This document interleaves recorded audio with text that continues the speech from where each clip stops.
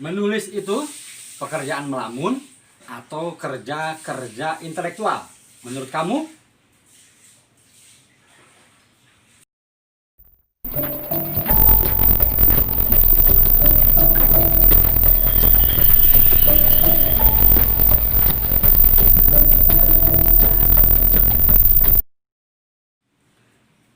Sahabat Golagong TV, apa kabar?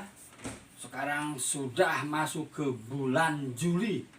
Saya mulai lockdown atau isolasi mandiri itu tanggal 13 Maret. April, Mei, Juni, Juli, 4 bulan. Apa yang saya kerjakan? Membaca buku. Jadi, pendapat saya atau statement saya bahwa menulis itu bukan pekerjaan melamun, tapi kerja intelektual adalah benar adanya. Buktinya, tanpa referensi, tanpa membaca buku, maka cerita atau novel cerpen yang kita tulis hampa, tidak ada ruhnya. Sahabat Golagong TV, yang sering dilupakan oleh para penulis termasuk saya adalah tidak sabar. Kita ingin segera menulis lalu segera selesai. Padahal saya mengingatkan lagi ada 3 tahapan: riset pustaka atau riset lapangan, menuliskannya. Nah, fakta yang kita peroleh dari riset itu dicampur imajinasi menggunakan unsur intrinsik. Lalu yang ketiga adalah swasunting. Nah, dari semua fase itu, jika tidak membaca buku, maka tulisan kita akan lemah. Misalnya, kemarin sampai hari ini saya masih menulis Lelaki di Tanah Perawan. Saya mulai menulis 20 Maret. Nah, saya membaca buku Kartini karena tokoh perempuannya orang desa memiliki visi ingin mengubah kampungnya dan dia mengidolakan Kartini.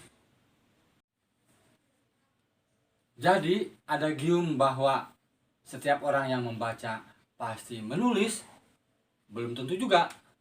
Tapi seorang penulis pasti dia seorang pembaca.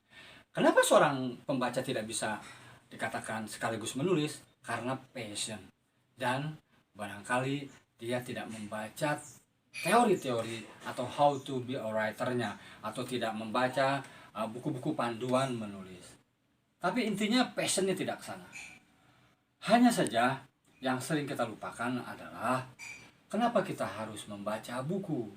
Nah, tadi saya sudah memberitahu bahwa buku yang saya baca terhubung dengan karakter tokoh di novel Lelaki di Tanah Perawan yang sedang tayang di platform digital storyal.co.